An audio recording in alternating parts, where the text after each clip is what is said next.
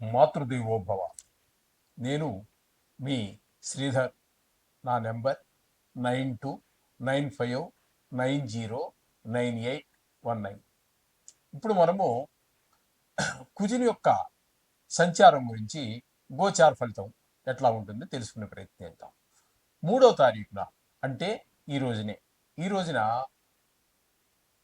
మిథున రాశి నుండి కర్కాటక రాశిలోనికి కుజుని యొక్క సంచారం జరుగుతున్నది. కాబట్టి ఇక్కడ కొంతకాలం అంటే 7వ తారీఖు 6వ నెల 2025 వరకు ఇక్కడ సింహరాశిలో ప్రవేశిస్తూ ఉన్నారు. అంటే 6వ తారీఖు 6వ నెల 2024 వరకు ఇక్కడ కుజుడు ఉండడం జరుగుతుంది. అయితే ఈ కర్కాటక రాశిలో సంచారం వలన ఏ రాశుల వారికి ఏ ఫలితాలు ఉంటాయి కుజుని యొక్క సంచారం వల్ల అనేటటువంటిది మనం సశాస్త్రీయమైన పద్ధతిలో తెలుసుకునేటువంటి ప్రయత్నం చేద్దాము. దీంట్లో అతిశయక్తులు ఏమీ ఉండవండి. నా పైత్యం కానీ, నా కవిత్వం కానీ, నా ఆలోచనలు కానీ దేనికి మీకు ఇందులో చూపించడం జరగదు. యథార్థం ఎంతవరకు ఉందో అంతవరకే చెప్పచ్చు. అలా అని చెప్పి మిమ్మల్ని భయభ్రాంతులు చేసేసి డబ్బులు ఖర్చు పెట్టించే ప్రయత్నం ఉండదు. దీనివల్ల శాస్త్రం ఎంతవరకు చెప్పింది అంతవరకు చెప్పడమే జరుగుతుంది. అయితే ఇక్కడ గోచార ఫలితాలు ఎప్పుడు కూడా ఏ విధంగా ఉంటాయి అంటే, ఏ రాశిలో సంచారం చేస్తున్నారో ఆ రాశిలో సంచారం చేసేటప్పుడు ఏ విధమైన ఫలితాలు ఉంటాయి అనేటటువంటిది ఉంటుంది. ఈ నెక్స్ట్ చాలా మంది దీన్ని ఉటంకించటం లేదు. మన జ్యోతిష్య మిత్రులు వారికి అందుచేత ఆ విషయాన్ని కూడా మీకు నేను తెలియపరచాలని అనుకుంటున్నాను. అందుచేత ఇక్కడ జన్మ రాశి నుంచి 1, 6, 11 స్థానాలలో కనుక ఈ యొక్క ఏ గ్రహం అయితే గురించి మనం చెప్పుకుంటున్నామో ఆ గ్రహం సంచారం చేస్తూ, ఇప్పుడు మనం కుజ గ్రహం గురించి మనం చెప్పుకుంటున్నాం.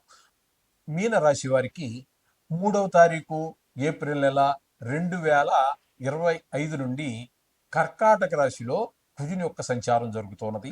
ఈ కర్కాటక రాశిలో జరిగేటప్పుడు ఈ మీన రాశి వారికి ఏ విధమైనటువంటి ఫలితాలు ఉంటాయి? 5వ స్థానం అవుతున్నది. కాబట్టి ఈ 5వ స్థానంలో కుజుని యొక్క సంచారం వలన ఏ విధమైనటువంటి ఫలితములు మనకి ఇవ్వబోతున్నారు అంటే, దుష్ట ఫలితాలు ఇవ్వబోతున్నారా, మంచి ఫలితాలు ఇవ్వబోతున్నారా? అయితే మంచి ఫలితాలు అయితే ఏ విధమైన మంచి ఫలితాలు, ఏ విషయాల్లో మంచి ఫలితాలు, అలాగే చెడ్డ ఫలితాలు అయితే ఏ స్థానాలలో ఏ విషయాల్లో చెడ్డ ఫలితాలు ఇస్తారు అనేటటువంటిది మనం ప్రధానంగా ఇప్పుడు మనం తెలుసుకోబోతున్నాం. సశాస్త్రీయంగా తెలుసుకోబోతున్నాం. ఇక్కడ శాస్త్రకారులు చెప్పినటువంటి విషయమే మనం చెప్పుకుందామండి. దేహజాడ్యంచ సంతాపః కాలాతిక్రమ భోజనం దురితం కర్మలాభశ్చ భౌమే పంచమ సంస్థితే.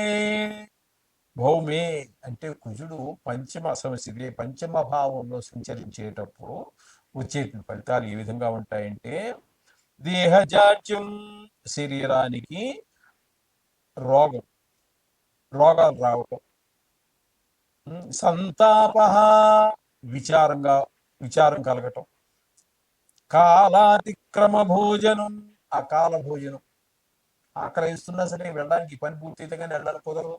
బాస్ అక్కడ ఈ పని చేసి వెళ్ళవయ్యా అన్నాడు, ఆ పని చేసి వెళ్ళాలి పోయినానికి 3:30 అవుతుంది సాయంత్రం, అప్పుడు చేయాలి, మరి ఏం చేస్తాం.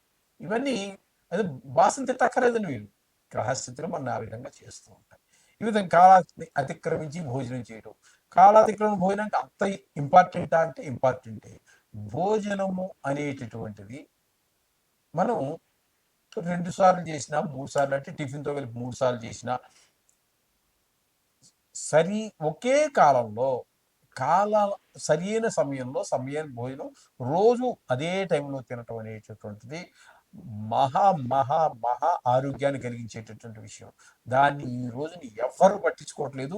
ఏ డాక్టర్ చెప్పట్లేదు. టైం తినవయ్యా అంటాడు ఎవడో ముసలోడు అయిపోయాక, 60 ఏళ్ళో 70 ఏళ్ళు వచ్చి రిటైర్ అయిపోయాక.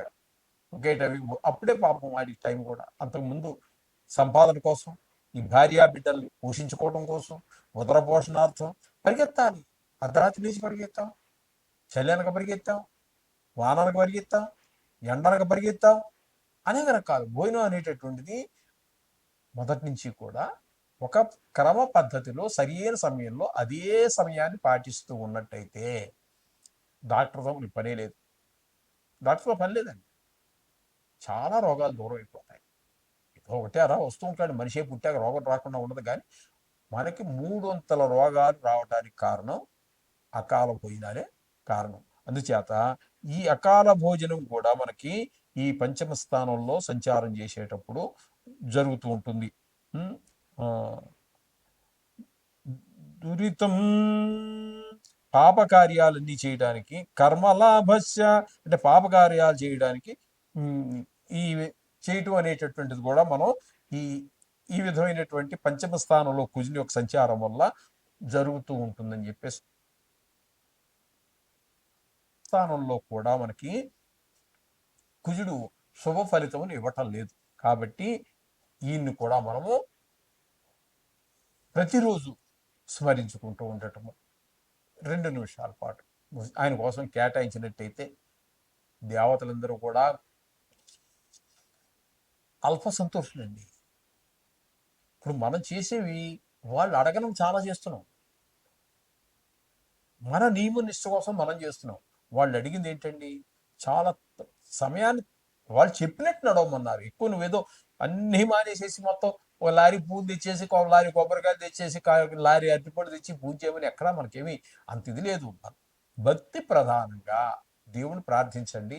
మన నడవడిక ధర్మ మార్గంలో ధర్మ అర్థ కామ మోక్ష చతుర్విధ పురుషార్థాలు ఇవి. ధర్మంగా నడవండి.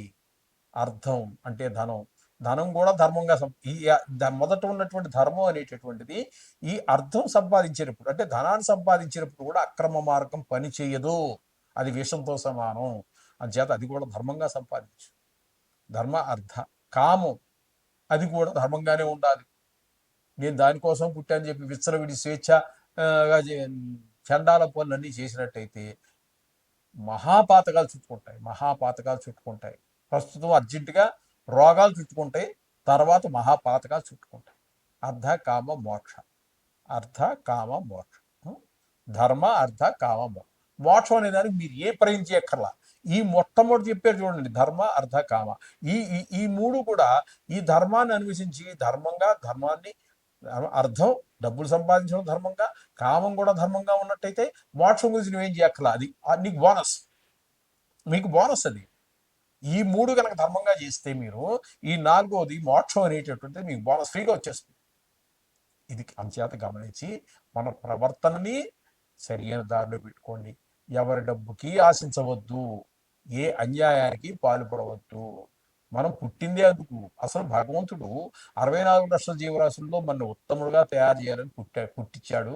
కానీ మనం ఆ దేవుడికి సరదా కృతజ్ఞమే ఉండాలి. కానీ ఆయన చెప్పిన వాటికి, ఆయన ఉద్దేశానికి పూర్తి విరుద్ధంగా మన జీవితం సాగుతోంది. ఇది కరెక్ట్ కాదు. ధర్మంగా నడవండి, ధర్మంగా సంపాదించండి. ధర్మార్థ కామ మోక్షాలన్నీ సక్రమంగా చేసినట్టయితే మీకు ఇహలోకంలో అన్ని సుఖాలు, పరలోకంలో ఇంక చెప్పాల్సిన పని లేదు. స్వర్గం కాదండి, స్వర్గం అనేది శాశ్వతం కాదు. మీ పుణ్యం అయిపోగానే మళ్ళీ కింద వచ్చేస్తాయి.